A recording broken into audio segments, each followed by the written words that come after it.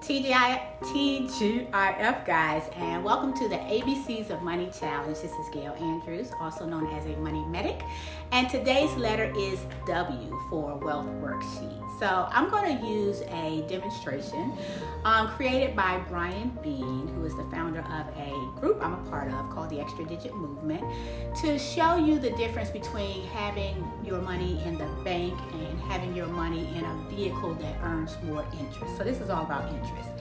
And this is a very old and simple formula called the Rule of 72, and it's all about compound interest and exponential growth. So it's all good, it just depends on what side you're on.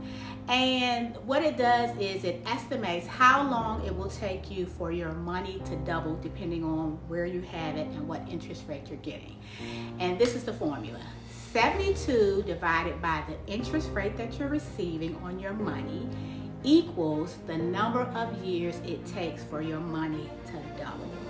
So rewind if you didn't get that, because I'm a visual person. So here's the scenario.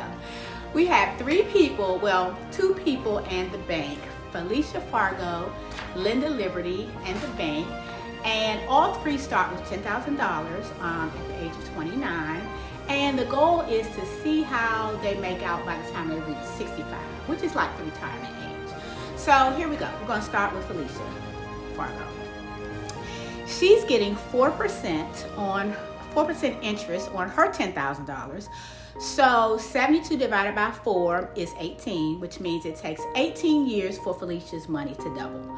So let's add that 18 to her age, which is 29, to see when her money is going to double. She is going to be 47 years old before that before that $10,000 becomes $20,000. So you see how that works? But she's not 65 yet. So we're going to add 18 more years and then she's 65. And that $20,000 will become $40,000. So Felicia's money doubled 2 times before she hit the age of 65, and she ended up with $40,000.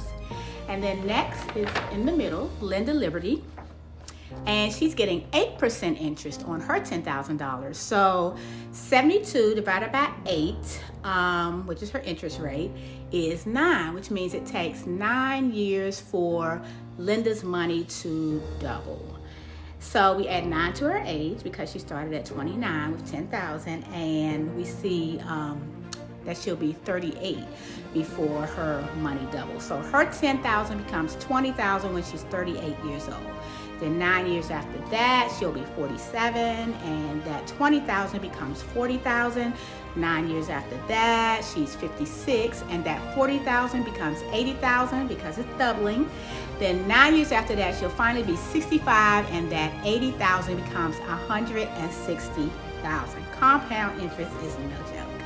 So Linda's money doubled 4 times before she hit 65, and with an 8% interest rate, she ended up with 160,000, which is really not bad, especially in comparison to Felicia Fargo, who got 4% interest rate and ended up with $40,000 when she turned 65. So even though Linda got only half more, 8%, she ended up with, her bottom line was a lot higher. So finally we have the bank, and they're getting 12% interest rate by using somebody's $10,000 that they put in their savings account at age 29, because that's what the banks do with our money. They reinvest it for profit. So anyway, 72 divided by 12%, the interest rate is 6, which means it only takes 6 years for the bank's money to double. So we add 6 to starting age of 29, and to see when the bank's money is going to double, and that is 35, when that customer turns 35 years old. So that 10,000 becomes 20,000 when that customer turned 35 years old. Then 6 years after that, the customer is 41, and that 20,000 becomes 40,000. We add 6 more years, and they're 47 years old. That 40,000 becomes 80,000. Then 6 more years after that, they're 53 years old. That 80,000 becomes 160,000. It's time to get excited. 6 more years after that, they're 59, and that 160,000 becomes 320,000. 6 years after that, finally the customer is 65 years old with his money in the bank, and the bank made $640,000. So that customer's money doubled 6 times by the time they hit 65, but it belonged to the bank, who ended up with $640,000. What's the moral of the story?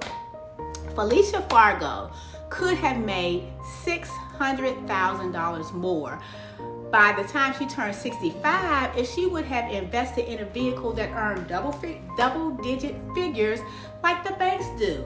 Compound interest is the 8th wonder of the world, but you have to make sure you're on the right side of it. So don't make a $600 mistake. Don't put your money in a savings account in a bank when you can put it somewhere else earning better interest, and let the rule of 72 work in your favor. So that's it, guys. See you tomorrow for the letter X. Bye.